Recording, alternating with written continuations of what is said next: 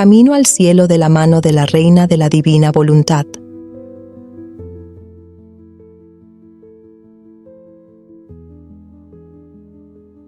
Muy buenas noches para todos. Continuamos nuestro estudio en este taller de iniciación en el tema de la Santa Misa. Y es importante meditar el título del tema. La Santa Misa nos une a la liturgia del cielo. Todo va al Padre. La liturgia del cielo es el homenaje de adoración, de alabanza, de acción de gracias que la Santísima Trinidad, porque es un acto de la Santísima Trinidad, es el Hijo que se ofrece al Padre por el Espíritu Santo. Y en el cielo, igual, el Hijo que concentra en sí todo, con los santos, con los ángeles, rinde ese honor, alabanza, gloria, adoración al Padre. Así que el cielo es un eterno homenaje de alabanza, de adoración y de satisfacción al Padre. Y esa es la felicidad del cielo, recibir de una manera ininterrumpida todos los bienes divinos de la Santísima Trinidad. Constantemente se están planificando con esos bienes y constantemente están alabando, adorando y glorificando por ello a Dios. Iniciamos en el nombre del Padre, del Hijo y del Espíritu Santo. Amén. Somos nada, Dios es todo. Padre, te amamos. Continúa, divina voluntad, pensando en nuestras mentes, mirando en nuestros ojos, escuchando en nuestros oídos, respirando en nuestros respiros, hablando en nuestras bocas, circulando en nuestra sangre, palpitando en nuestros corazones, moviéndote en nuestros movimientos, sufriendo en nuestros sufrimientos, y nuestras almas unidas a tu voluntad sean los crucifijos vivientes, inmolados para la gloria del Padre, orando en nosotros. Y después ofrécete a ti mismo esta oración como nuestra, para satisfacerte por las oraciones de todos y darle al Padre la gloria que deberían darle todas las criaturas. Amén. Es importante que durante la misa hay un solo cuerpo, Cristo, y en Cristo todos estamos en Él. Debe haber una unidad en todo sentido, una unidad física, una unidad en cuanto a la actividad que realizamos y una unidad espiritual. Porque cuando un cuerpo no está organizado, entonces las manos no le obedecen a la cabeza o los pies no coordinan con las manos y todo es un desorden. Entonces en la misa todos debemos guardar las mismas posturas en el momento adecuado. No hacer eso es no estar viviendo la Santa Misa debidamente. Hasta cierto sentido es estar haciendo mi voluntad, no la de Cristo. Porque si la Iglesia ha determinado algo, pues la Iglesia lo ha determinado así a mí no me parezca, porque la Iglesia es Cristo y Él se manifiesta a través de sus autoridades.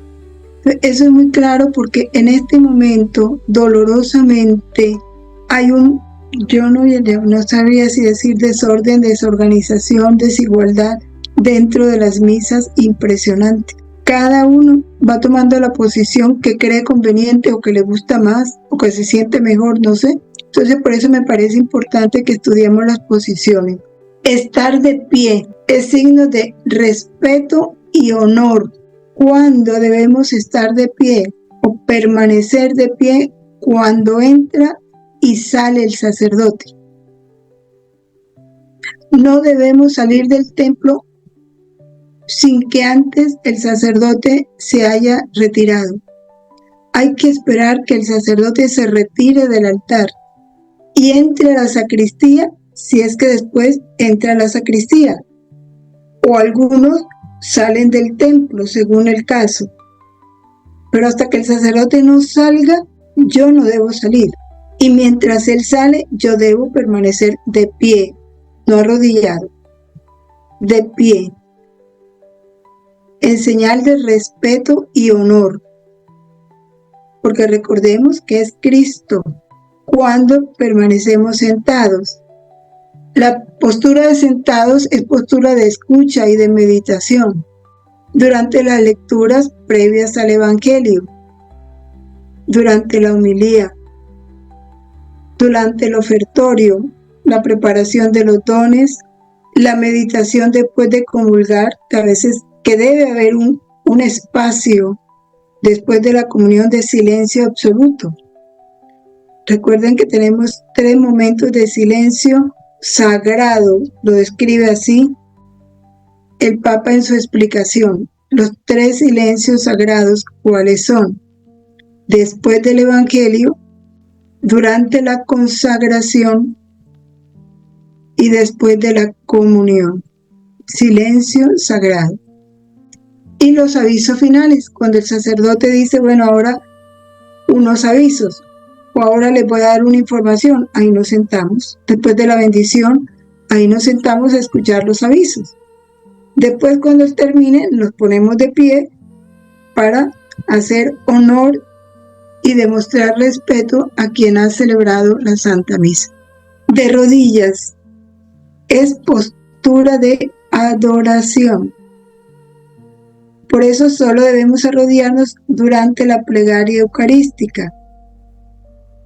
Desde que el sacerdote coloca las manos sobre el cáliz y se oye la campanilla, hasta que decimos, anunciamos tu muerte, proclamamos tu resurrección, ven Señor Jesús. Ahí nos ponemos de pie. Y aquí donde decía, en algunas partes permanecen de rodillas. Entonces, eso lo determina el obispo. Entonces, en la diócesis, lo que diga la diócesis. Aquí en Colombia, generalmente nos ponemos de pie después que decimos, anunciamos tu muerte, proclamamos tu resurrección, ven Señor Jesús. Sé que en Estados Unidos permanecen de rodillas hasta el Padre Nuestro, de los lugares que yo conozco. En los otros lugares, normalmente nos ponemos de pie. Inclinar la cabeza. Esta es otra cosa que se ha perdido bastante y que tenemos que ponerle atención, porque nosotros debemos recuperar el valor de la misa. Digo nosotros los que estamos adquiriendo el conocimiento. Cuando se inclina la cabeza. Inclinar la cabeza es señal de respeto al pronunciar las palabras del credo, y por obra del Espíritu Santo se encarnó de María la Virgen y se hizo hombre. Ahí, cuando anunciamos, estamos profesando fe en la encarnación, ahí inclinamos la cabeza. O cuando el sacerdote dice, inclinen su cabeza, cuando nos va a dar una bendición especial, sobre todo en las solemnidades. Después de anunciamos tu muerte, proclamamos tu resurrección, permanecemos de pie hasta el Padre Nuestro. Ya cuando el sacerdote dice, este es Cristo, que levanta la hostia, este es el Cordero de Dios, que quita el pecado del mundo. Dichosos los invitados a esta cena, ahí estamos de rodillas, en señal de adoración a Cristo. Bueno, hermanita, es con respecto a los 3 silencios profundos. O sea que en el momento de la comunión, esos cantos que comúnmente se llaman litúrgicos no deben darse. Mientras se distribuye la comunión, sí, porque ayudan a la meditación y a preparar el corazón para lo que vamos a recibir. Pero cuando ya se termina la comunión, la distribución de la comunión, debe haber silencio. Ahí ya no debe seguir el canto. Sí, señora. Ceci Bueno, muchas tiene gracias. a la orden. Ceci tiene la palabra. Gracias, Belén. Tengo una pregunta, una duda. Sí, yo sé que mencionó que de pronto en diferentes países o en iglesias varía un poco algunas cosas. Quería aclarar, no sé si entendí bien cuando en la parte de sentarse, que menciona sentarnos durante la meditación después de comulgar. Yo no sé si estoy entendiendo bien. Cuando yo recibo la comunión normalmente nos arrodillamos. Cuando llego a mi silla, me arrodillo y todo el mundo se arrodilla. No sé si estoy entendiendo es esa parte o es después de que hago una meditación me siento. Sí, mira, normalmente uno recibe la comunión y llega a su puesto a arrodillarse a adorar a aquel a quien ha Ajá, recibido, ¿no? sí. Bueno, pero después que termine la distribución de la comunión y el sacerdote sube y guarda las hostias que no fueron consumidas en el sagrario, algunos sacerdotes respetan ese silencio sagrado y se sientan a hacer el silencio sagrado. Como ya hemos estado de rodillas todo el tiempo mientras las demás personas comulgan, entonces ahí el sacerdote dice, demos gracias al Señor, o él hace una oración en voz alta, o invita a todos a entrar en esa comunión con aquel que hemos recibido. Regularmente ahí los sacerdotes piden que se sienten como para que las personas tengan la comodidad de poder o seguir lo que él está diciendo o meditar, ¿no? Pero ya cada uno que ha comulgado está arrodillado. A otros no dicen nada, pero puede hacerse sentado de parte del sacerdote, es el que preside esa parte, ¿no? Bueno, gracias. Y la otra pregunta era el arrodillarse también. Aquí en Estados Unidos también normalmente nos arrodillamos antes de la comunión. Sí, cuando el padre, nos arrodillamos en el momento en que el padre está haciendo la consagración, ¿cierto? Cuando hace que va a poner las manos sobre el cáliz y la hostia. Sí. Y también después nos paramos, hacemos el Padre Nuestro y eso, y antes de empezar la comunión volvemos y nos arrodillamos. No sé si claro, cuando él dice, este es el Cordero de Dios que levanta la hostia y nos la muestra. Claro, ese momento es de rodillas. Claro, bueno, gracias. Porque es Jesús a quien él nos está presentando. También habíamos hablado de esto, de los vestidos, no importa recordarlo, ¿sí? El alba significa pureza, simboliza el vestido blanco con que le trataron y despreciaron a Jesús como loco. El sacerdote se reviste de la pasión de Cristo. El cíngulo, el cordón que sirve al sacerdote para ceñirse el alba, simboliza las sogas o cuerdas con que ataron a Jesús en el huerto de los olivos. La estola, signo de dignidad y poder sacerdotal, representa el yugo de Cristo y la cruz, según el significado que el sacerdote da a la palabra estola. Es un vestido de gala y en la oración que reza al ponérsela. La estola siempre la debe llevar el sacerdote cuando confiesa o cuando administra algún sacramento. Nunca debe, porque indica el poder sacerdotal, ese poder de que han sido revestidos ellos. Confesar sin la estola no debe ser, a no ser que sea una confesión de urgencia, un accidente en la calle y el sacerdote se acercó y confesó. Pero mientras esté en lo ordinario, él debe ponerse la estola. La casulla simboliza el vestido de púrpura con que cubrieron a Jesús coronado de espinas en casa de Pilato como rey de burlas. Y el manípulo, que es el que lleva el sacerdote que está en la figura del centro, algunos lo usan, otros no, se utilizaba sujeto al antebrazo izquierdo sobre la manga del alba. Es símbolo de las cadenas con que amarraron a Jesús a la columna de la flagelación. Recordemos la oración, que tiene unas partes muy interesantes. La primera, me fundo en ti, Jesús, y en tu voluntad. Esencial para que ya ese acto se convierta en divino y sea un acto de Jesús y no nuestro. entro en el acto único y eterno. Con el poder que nos da la divina voluntad, entramos en el acto único y eterno para poder participar en todas las misas del pasado, del presente y del futuro, para amar, bendecir. En esta parte se pone la intención de entrar en ese acto único y eterno, para nosotros poder darle a Dios algo completo a nombre de todos, ¿sí?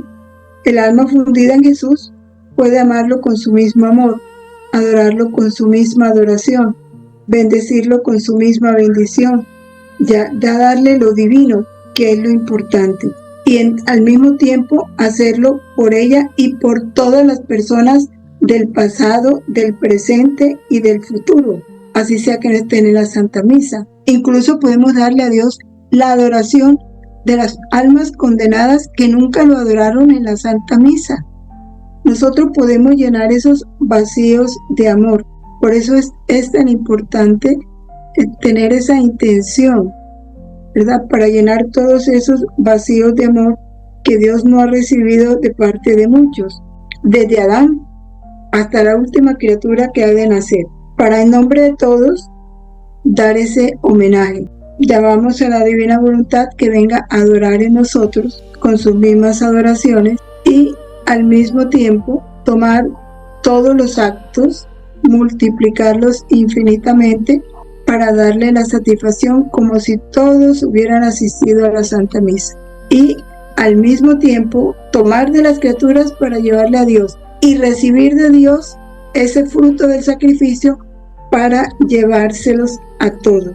Entonces, en esa parte tomamos todos los bienes de la pasión que están en acto, el valor de sus penas, su sangre, sus llagas, las recibimos espiritualmente para llevárselas a todos.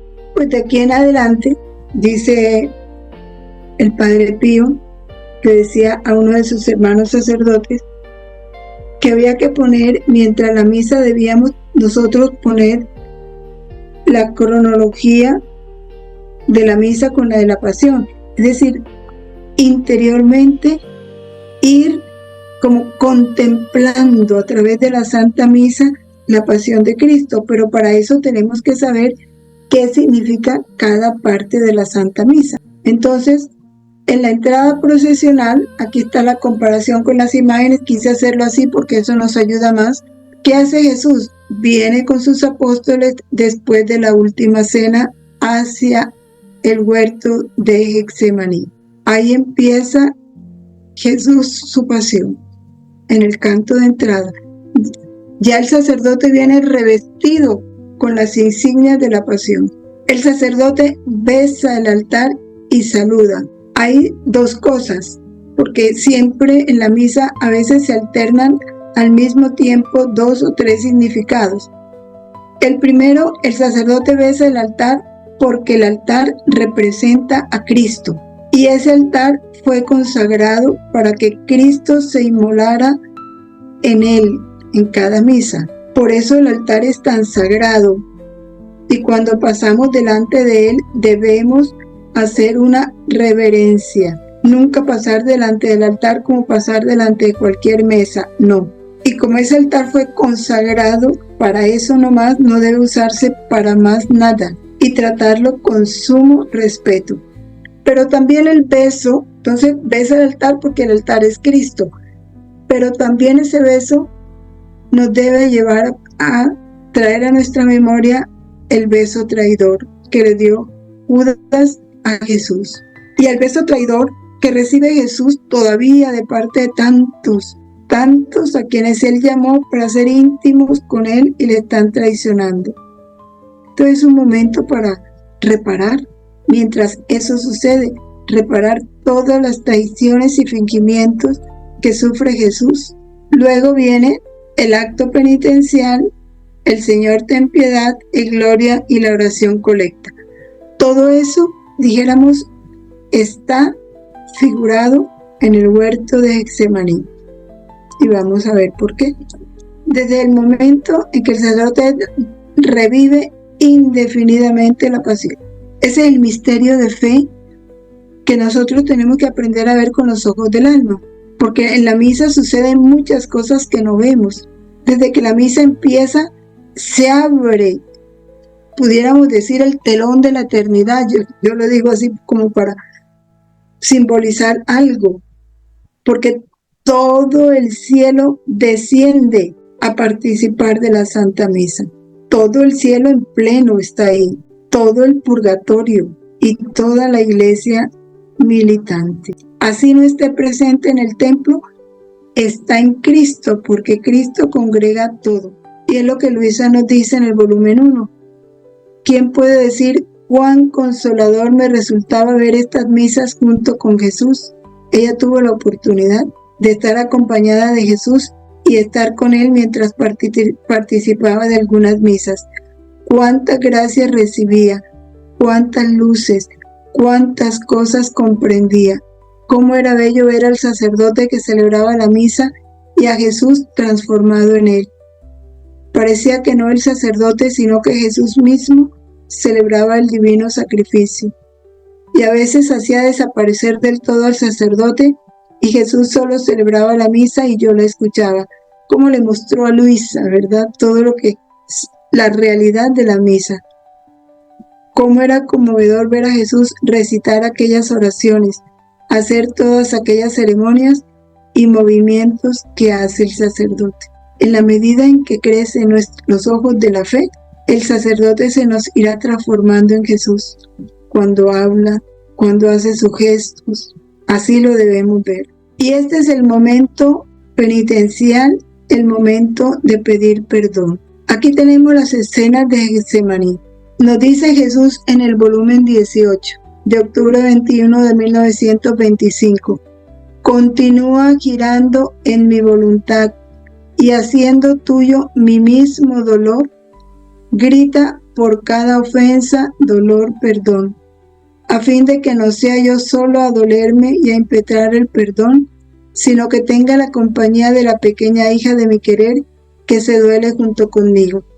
Entonces, cuando nosotros, el sacerdote, nos invita a purificarnos y arrepentirnos de nuestros pecados, ¿qué hacemos en ese momento? Porque ya nosotros, por habernos fundido en la voluntad de Dios, ya vamos a ofrecer esa misa a nombre de todos. Ya no es una ofrenda individual, ya estamos a nombre de todos.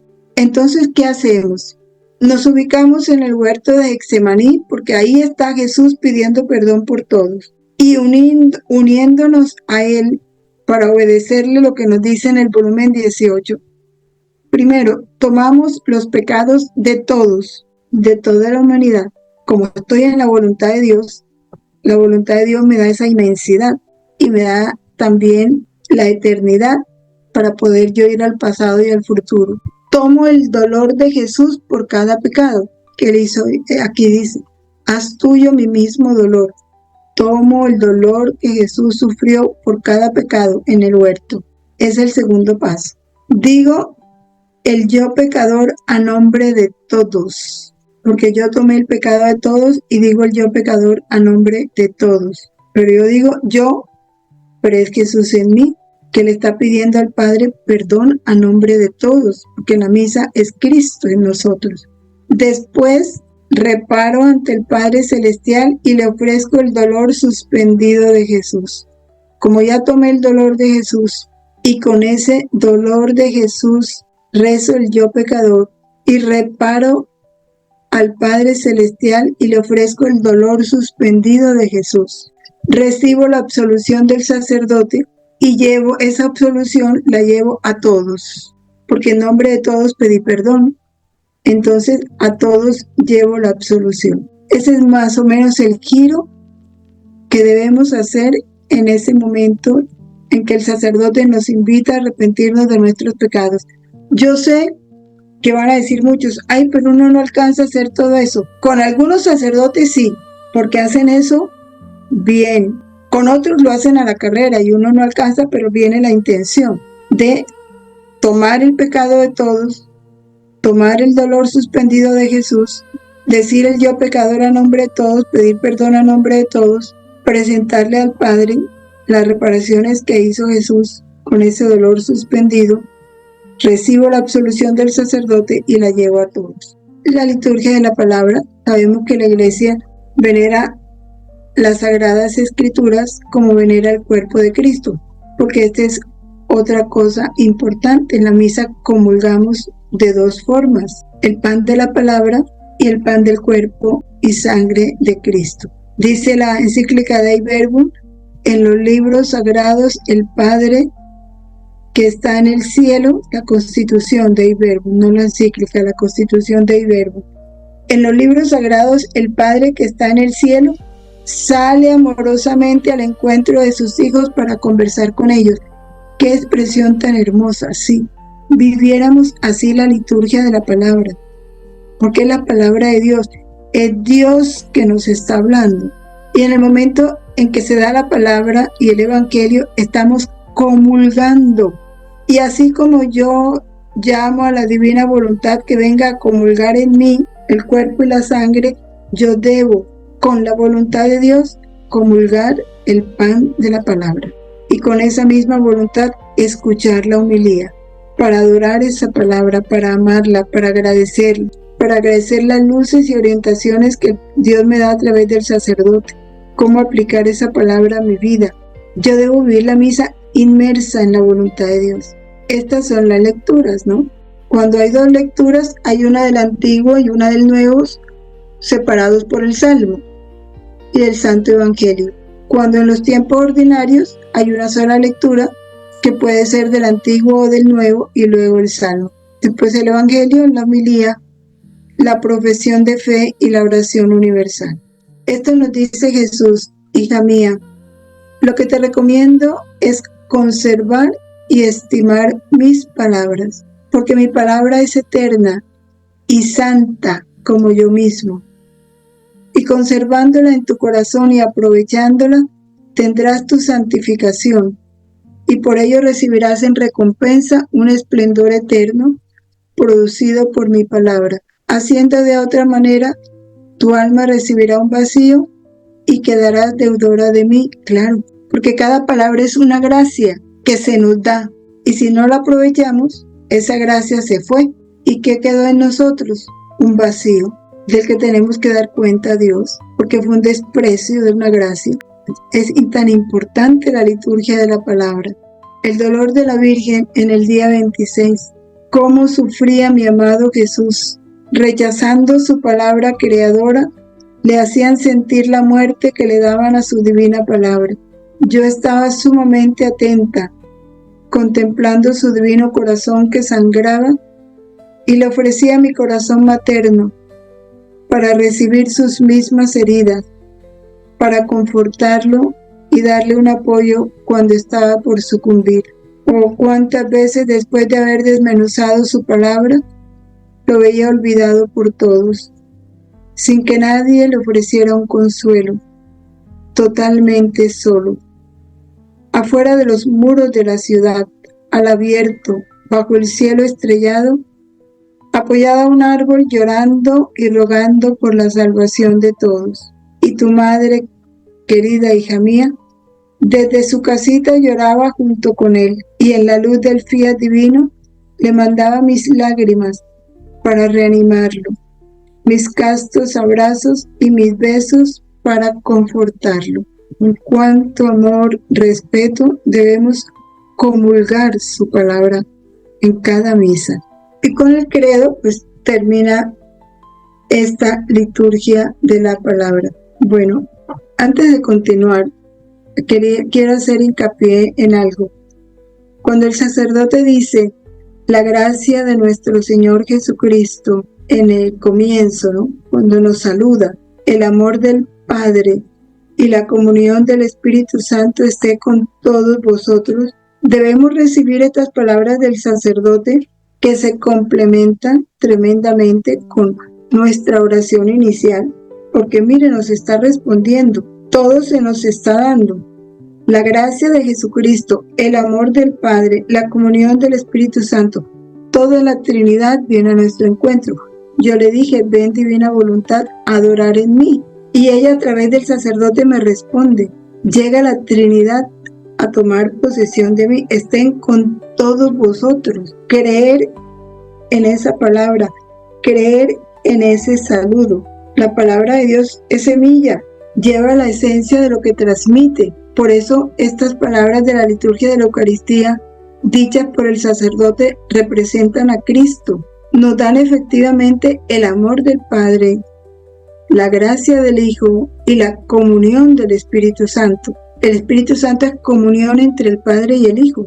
Por eso debemos estar atentos para recibirla, para que participemos debidamente en ese santo sacrificio, en beneficio de todos, por la comunión y reforzados por la oración de la divina voluntad.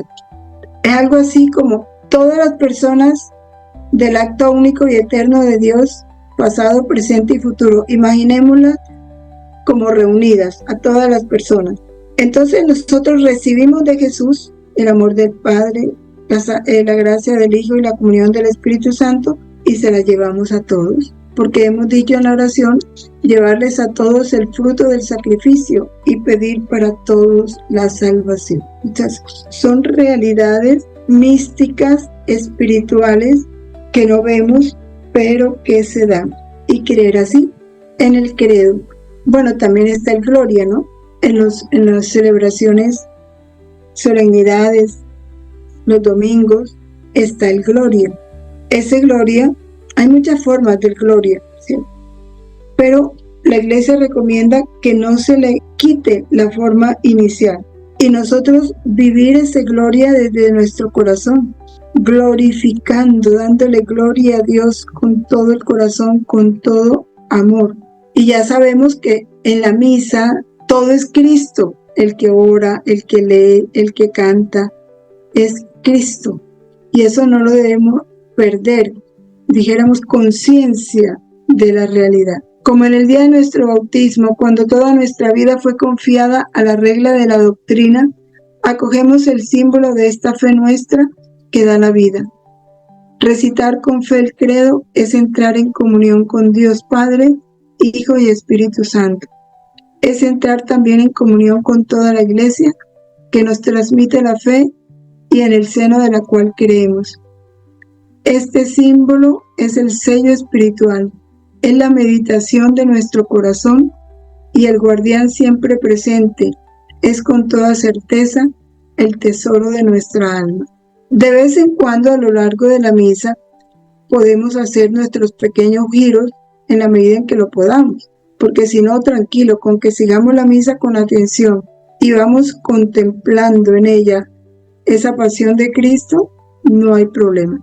Jesús mío, amor mío, entro en tu querer y es mi intención con este credo rehacer y reparar todos los actos de fe que las criaturas no han hecho, todas las incredulidades, la adoración debida a Dios como Creador, porque ya no somos nosotros, ya en nosotros está la humanidad.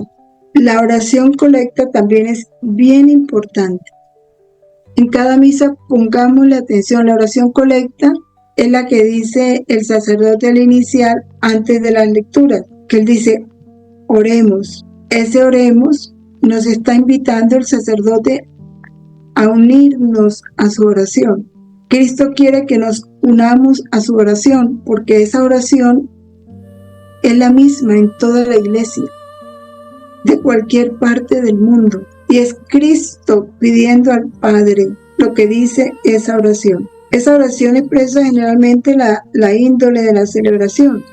Nosotros debemos hacer nuestra esa oración. Y es símbolo de las muchas veces que Jesús oró por nosotros ante el Padre. Entonces la oración colecta es bien importante. Bien, y decíamos que el Gloria, cantarlo o rezarlo con el verdadero significado que tiene esa oración. En cuanto a la lectura, dice San Pedro Julián, Jesús confiesa su divinidad delante de Caifás, por más que se condene esta declaración con la sentencia de muerte. Fortaleced, Dios mío, aumentad en mí la fe en vuestra divinidad, para que la ame y la confiese, aún con peligro de mi vida, Por harto feliz me tendría si pudiera derramar mi sangre por defenderla, dice San Pedro Julián. Entonces el credo siempre hacerlo a nombre de todos, y lo podemos hacer aún más completo, tomando todas las profesiones de fe, sellarlas con el fiat y ofrecerlas como si todo lo hubieran hecho en modo divino, y reparar por las incredulidades la falta de fe, la falta de adoración a esa palabra. También en las lecturas nos llevan a otro momento, la vida pública de Jesús, cuando Jesús predicaba, cuando Jesús enseñaba. Entonces nosotros con nuestra imaginación nos unimos a esa vida pública de Jesús para acompañarlo en ese momento en todas sus predicaciones. Recordemos que en la misa ya hemos entrado en el acto único y eterno, y estando allí, pues lo tenemos todo a la mano. También tenemos esa vida pública de Jesús. Si pudiéramos ver lo que sucede espiritualmente mientras el sacerdote lee el Evangelio, sería algo así como que de la persona que está haciendo la lectura salga alimento, pongámosle gotas de luz, como para ayudarnos un poquito en la imaginación, que llegan hasta nosotros, porque la palabra es verdad y la verdad es luz. Y si yo estoy atenta, con atención escucho esa palabra, me llega la luz, me llegan esos bocados de luz que salen de la proclamación de la palabra. Siempre y cuando pudiéramos llamarle hostias, llamémosle hostias, porque la palabra es Cristo, sino que no hay nada tangible a los sentidos del cuerpo, nada. Sencillamente al oído la palabra, pero debo estar comulgando la palabra. Y comulgar la palabra es comulgar verdad, es comulgar luz. Y eso es lo que va a ir formando a Jesús en nosotros. San Pío de Pietrelcina decía: hay que unirse a Él en el dolor de ver que la palabra del Padre que Él había venido a traernos no sería recibida o sería recibida muy mal por los hombres. Y desde esta óptica había que escuchar las lecturas de la misa como estando dirigidas personalmente a nosotros y para reparar. Y San Pedro Julián, otro de los que tanto trabajó por el valor de la Santa Misa, dice: Jesús da testimonio de su realeza delante de Pilato. Oh Jesús, sé el rey de mi mente por tu verdad, el rey de mi corazón por tu amor, el rey de mi cuerpo por tu pureza, el rey de mi vida toda por el deseo de consagrarla a tu mayor gloria. Y luego ya rezar con verdadera devoción el credo. La homilía es algo que corresponde exclusivo del sacerdote y que el sacerdote lo hace de acuerdo al Evangelio. Pero tengamos siempre presente algo, y es que el sacerdote puede ser lo que sea, y sus predicaciones pueden ser o muy bonitas, o como dicen otros, muy canzonas, como sea, no importa. Pero si en nosotros hay fe, y estamos comulgando esa palabra con fe, como el que habla es Cristo, no olvidemos eso, a mi alma va a llegar lo que yo necesito, porque Él lo sabe.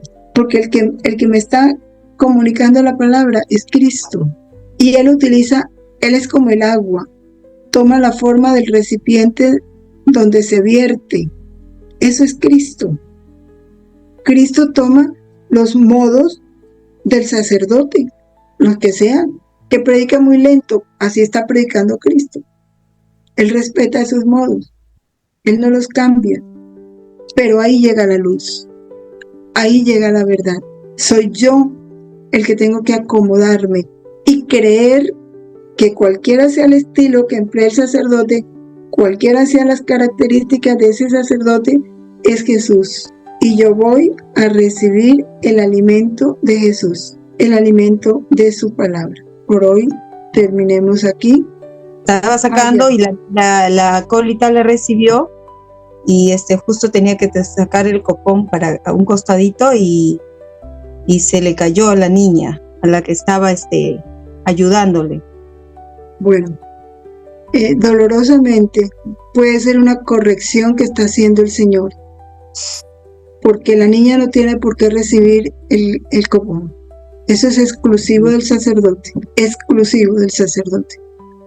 Él debe sacar el copón, llevarlo al altar y ahí organizarse para dar la comunión.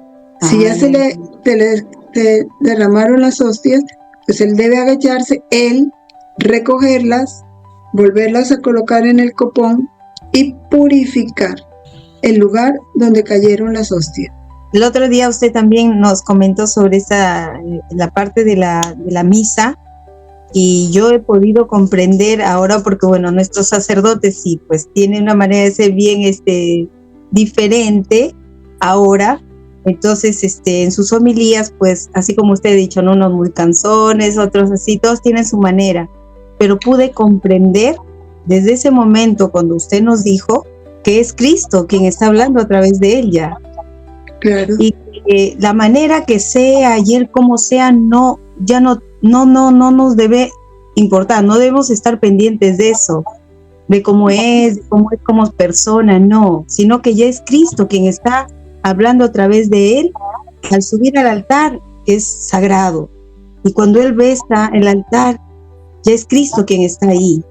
Entonces, yo quería dar este testimonio de justamente el día de Pentecostés, que se hizo una pequeña reunión en la parroquia Santísimo con el grupo Eje. A mí justo me salió en los dones el entendimiento, y justo lo que yo le pido al Señor, porque de verdad es un poquito complicado, pero usted lo hace de una manera tan diferente, tan sencilla para nosotros, que podemos ir comprendiendo cada parte que usted nos va explicando, hermanita. Entonces, esa es una de las cosas, ¿no?, que yo pude comprender, y ahora de verdad, hermana Belén, ya no lo veo con los mismos ojos. Le comento así, abiertamente, sí, diferente, y lo siento de una manera más tranquila, cordial, y bueno, le digo, Dios mío, gracias, porque a través de usted, que es un instrumento de Dios, pude comprender eso, hermanita Belén, y mi esposo también lo ha comprendido así ahora. La verdad, cuando la verdad se conoce, va dando luz, y entonces el alma, la vida va cogiendo más significado, ¿verdad?, en las cosas. El conocimiento de la verdad, y es Dios que nos da a conocer esta verdad. Mira, a veces el sacerdote ellos se dan la atribución, pues pienso yo, y ellos dicen que como están, ¿cómo es que llama? In persona Christi. Sí, que ellos lo que hagan está bien, y entonces hay momentos en los que uno sabe que no son bien, porque uno ya se ha dado cuenta, por decir algo, el que el sacerdote le dé la comunión a las personas, no se las da, sino que les coloca el copón con la sangre de Cristo, y cada uno coge el cuerpo de Cristo, lo coloca ahí. Yo he entendido que esa parte es un atropello contra la Eucaristía, pero entonces es que nosotros somos ya Cristo en ese momento. Entonces yo digo, pues a mí me queda como muy pesado creer eso, porque es como una forma de ellos justificarse, ¿cierto? Nosotros no somos Cristo. Es decir, el que habla es Cristo, el que es Cristo, pero porque Cristo nos congregó en él, pero es él. Pero todo lo que él haga en ese momento es en persona de Cristo. Lo correcto. Lo correcto, pero por decir algo, siento que eso no está bien, que por ejemplo, una persona que recoge la persona que recoge la ofrenda, la persona que lee, ellos están en la parte de arriba, y se hacen ahí en el altar, y después cada uno va cogiendo el cuerpo de Cristo, lo unta con la sangre de Cristo y se lo comen. Y yo he entendido de que eso, el sacerdote debe darle la comunión a esas personas en la boca. Sí, Gelda, tienes toda la razón, y es que eso está expresamente prohibido. Cuando terminemos de estudiarlo de la Santa Misa, vamos a estudiar el documento Redención y Sacramentos, donde se corrigen todos los errores que se estaban cometiendo con la Eucaristía, y ese es uno de los grandes errores. Permitir que las personas, ellas mismas, se den la comunión bajo las dos especies. Eso está expresamente prohibido. Y uno les dice, tampoco deben estar en el altar solo el sacerdote. Los lectores deben estar abajo, suben al ambón en el momento en que van a leer y regresan a su puesto. En el presbiterio, solo el sacerdote y el acólito. ¿Y uno qué puede hacer? Reparar. Pues uno sabe que uno repara por eso, pero si uno le yo ya soy sacerdote y ellos no, ¿cierto? Me salen con otras cosas, entonces orar por ellos. Mire, por eso nosotros tenemos primero que informarnos. Cuando tengamos la fuente, que conozcan este documento, vayan con el documento, bien sea porque lo imprimen, porque ya está en internet, o la parte que necesitan, padre, y con respeto. Padre, mire, tuve conocimiento de este documento, y mire lo que dice aquí. Yo he visto esto aquí, ¿a usted qué le parece? ¿No sería bueno no hacerlo? Bueno, hablar. Rosita tiene la palabra. Gracias. Hermana Belén, buenas noches con todos. Buenas noches. Algo curioso, usted está explicando el tema del credo y también el día de ayer hubo la misa Pentecostés. Entonces, tengo 3 preguntas y me lo puede responder. La primera, terminando el credo, ¿hay la facilidad también de hacer el giro? Porque usted acaba de explicar el tema muy importante del credo. Y lo otro, al darle la correspondencia, bueno, es una sola pregunta ahí. El credo se puede, una vez que termina el credo, se puede hacer el giro y se puede extender y hacer la correspondencia. En este caso, no hablo de mi persona, sino que como le estuve enseñando a mi hijo es acólito, monaguillo, y él está en el altar. Entonces, le he enseñado esos pequeños giros de amor y de correspondencia, pero hay algo en particular que le ha gustado a mi niño, es en el momento de la consagración. Él siempre me dice, mamá, la parte que más me gusta extender el reino es en la consagración. Y como usted está hablando del credo, que es muy importante, y lo tomo así de importante, usted ha dicho que no hay límite para los giros, basta y suficiente escuchar la misa. Entonces, en ese adicional de ese credo, ¿se puede terminar haciendo un giro de correspondencia? Esa es mi primera pregunta, a ver si por partes hacemos las otras 2 después. Claro, es que mientras estamos en la misa, ya eso va como te dijera yo, en la actividad mental y de fe de cada uno. Pero cuantos giros podamos hacer, claro, desde que tengamos la conciencia del paralelo entre la misa y la pasión de Cristo, que ya vayamos teniendo el conocimiento, claro que sí podemos hacer los giros. Lo que yo digo es que en algunos, a veces el sacerdote va tan deprisa que no, como que la mente, pero ya está la intención y Dios recibe la intención. Y para tu hijo, que es monaguillo, las gracias del sacramento, el que primero y más abundante la recibe son los monaguillos. Lo dice un santo, pero no recuerdo ahorita cuál.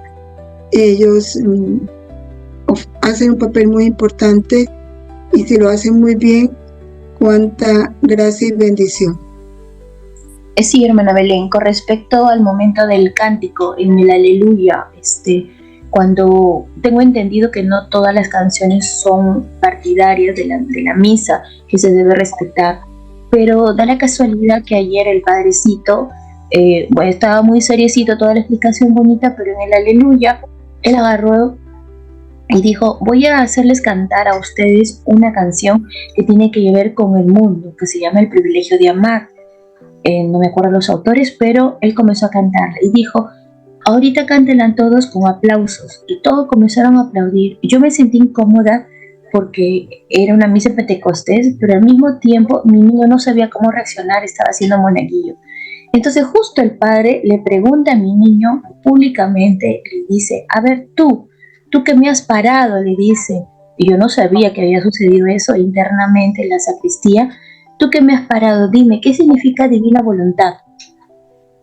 Y entonces yo no sabía qué hacer, yo esperé la respuesta de mi niño, un ratito, y dijo, ¿qué significa divina voluntad? ¿Y qué parte está haciendo la divina voluntad?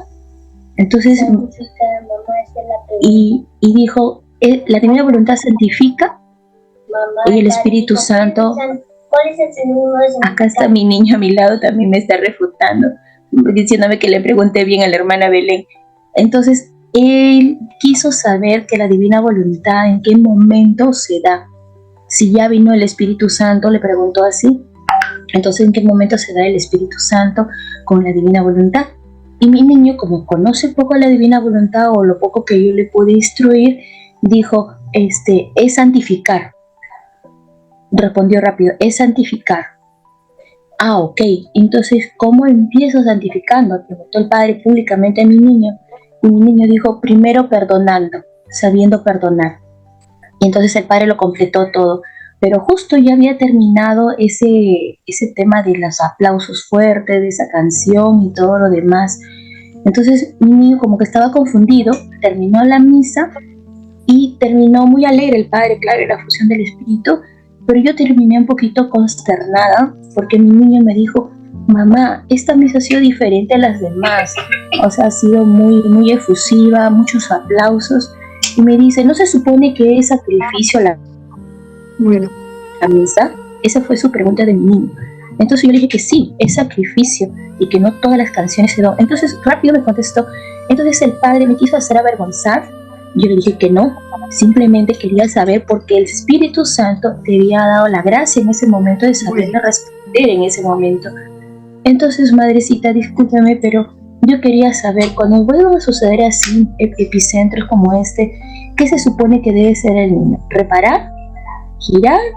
Lo que hizo, contestarle al padre, no más. ¿Así públicamente? Sí, el padre le preguntó públicamente, contestarle y lo hizo bien. ¿Y el niño no tiene que hacer nada más? No. Ya, y con respecto a si se vuelve a repetir esos aplausos, esa manera a veces confusa. Bueno, por los aplausos reparar, sí, pues ya lo que no está bien hay que repararlo. Por los aplausos reparar, pero interiormente. Cuando nosotros en las misas nos toque presenciar algo que no es, reparar. Eso es lo que nos toca. ¿Qué es reparar? Tomar las mismas reparaciones de Jesús y ofrecérselas al Padre por esa ofensa que le están haciendo. Ya los adultos, en su momento, ilustrados con un documento de la iglesia, pueden dialogar respetuosamente con el sacerdote para ayudarle, porque también ellos a veces desconocen muchas cosas y hay algunos que se dejan ayudar, y eso es importante. Terminamos por ahí. Démosle gloria al Padre por estas verdades que nos ha comunicado. Gloria al Padre, al Hijo y al Espíritu Santo, como era en el principio, ahora y siempre, por los siglos de los siglos. Amén.